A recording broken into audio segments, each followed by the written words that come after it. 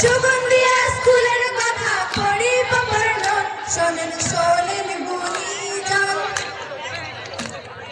গানের গুরু রত্না ম্যাডাম শ্রদ্ধা সর্বদাই, হাতে ধরে শিক্ষা